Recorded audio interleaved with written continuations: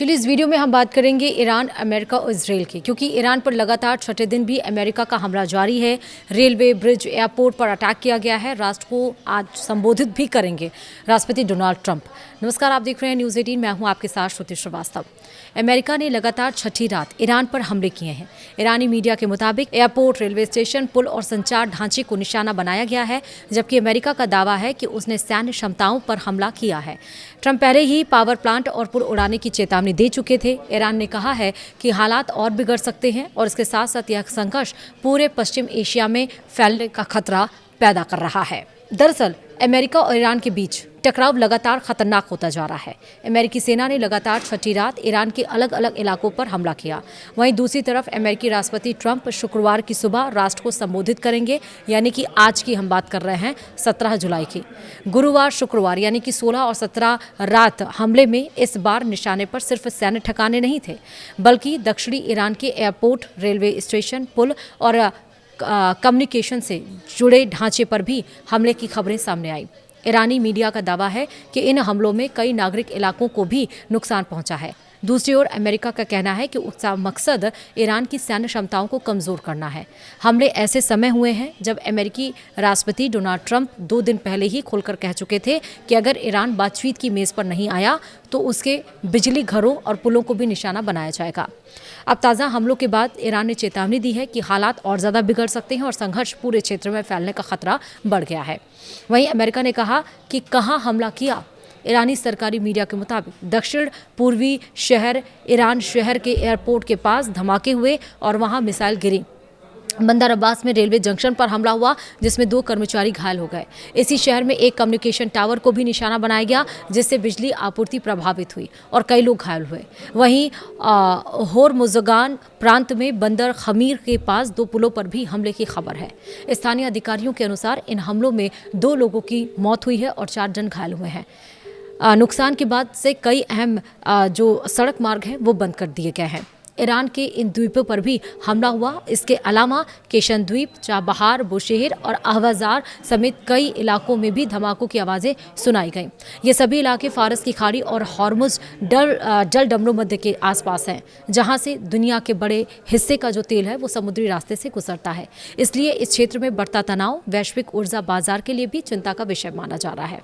वहीं अमेरिकी central command यानी कि सेंटकॉम ने कहा है कि ताज़ा कार्रवाई का उद्देश्य ईरान की उन सैन्य क्षमताओं को और ज़्यादा कमज़ोर करना है जिनका इस्तेमाल अंतर्राष्ट्रीय समुद्री मार्गों के लिए खतरा पैदा करने में किया जाता है।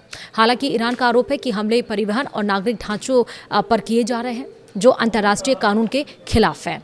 वहीं इस युद्ध से जुड़े जो अपडेट्स आए हैं वो भी समझ लीजिए। कतर के रक्षा मंत्रालय यानी कि मिनिस्ट्री ऑफ डिफेंस ने कहा है कि देश की सशस्त्र सेवाएं इस समय कई हवाई हमलों को इंटरसेप्ट कर रही हैं। मंत्रालय के मुताबिक कतर की वायु सुरक्षा प्रणाली लगातार सक्रिय है और हमलों को विफल करने की कार्रवाई जारी है।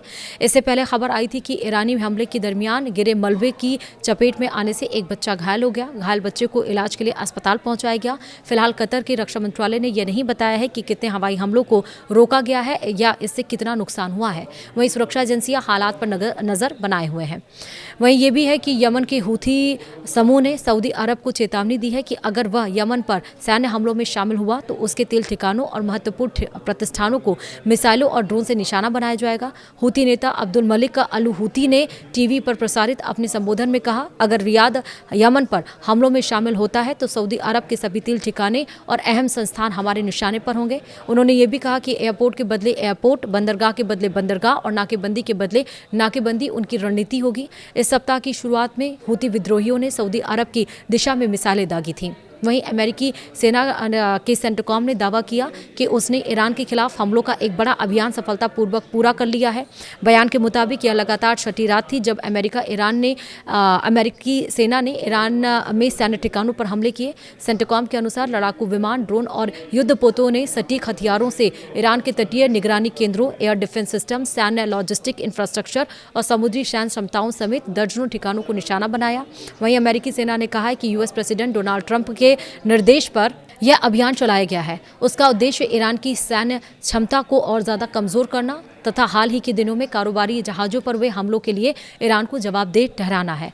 वहीं अमेरिका और ईरान के बीच लगातार बढ़ते सैन्य तनाव का असर वैश्विक तेल बाजार पर साफ देखने को मिल रहा है। दोनों देशों के बीच एक और रात हमलों के बाद ब्रेंट क्रूड की कीमत 1% से ज्यादा बढ़कर $85 प्रति बैरल के पार पहुंच गई है। वहीं यूएस WTI क्रूड भी चढ़कर $80 प्रति बैरल के करीब पहुंच गया है। इससे पिछले कारोबारी सत्र में हुई गिरावट पूरी तरह से खत्म हो गई है। इस सप्ताह ब्रेंट क्रूड में करीब 12% और WTI में भी लगभग 12% की तेजी दर्ज की गई है। तेल की कीमतों में उछाल का असर शेयर बाजार पर भी दिखा है। शुक्रवार यानी कि 17 जुलाई को एशिया के कई बाजार गिरावट के साथ खुले। जापान का निकेकाई 225 इंडेक्स शुरुआती कारोबार में 3% से ज्यादा टूट गया। हालांकि तेल बाजार में आगे की चाल अमेरिका ईरान संघर्ष और हॉर्मुज जल डबरूमद की स्थिति पर निर्भर करेगी।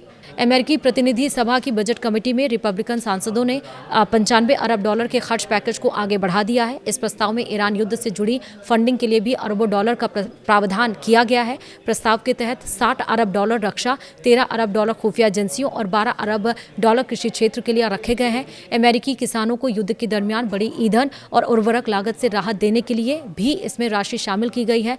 रिपब्लिकन सांसदों का कहना है कि रक्षा बजट का एक हिस्सा ईरान युद्ध के दरमियान खाली हुए अमेरिकी हथियारों के भंडार को फिर से भरने और सेना की तैयारियों को मजबूत करने के लिए खर्च किया जाएगा।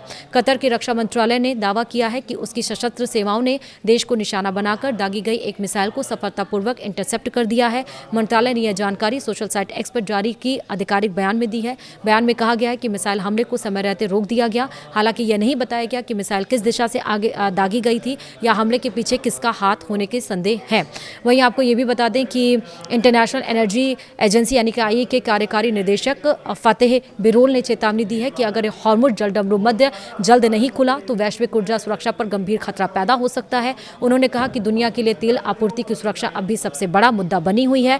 बायरोल के मुताबिक अगर अगले कुछ हफ्तों में स्थिति नहीं सुधरी तो चिंता और बढ़ सकती है। युद्ध शुरू होने से पहले दुनिया की करीब 20% ऊर्जा आपूर्ति हॉर्मुज जल डबरूमद के रास्ते होती थी, लेकिन संघर्ष शुरू होने के बाद से यह समुद्री मार्ग काफी हद तक बाधित है, जिससे तेल और गैस की आपूर्ति प्रभावित हुई है। वहीं IEA का कहना है कि इसका सबसे ज्यादा असर एशिया पर पड़ा है। जापान और दक्षिण कोरिया प्रभावित हुए हैं, जबकि भारत, पाकिस्तान और बांग्लादेश जैसे विकासशील देशों को सबसे अधिक नुकसान उठाना पड़ रहा है।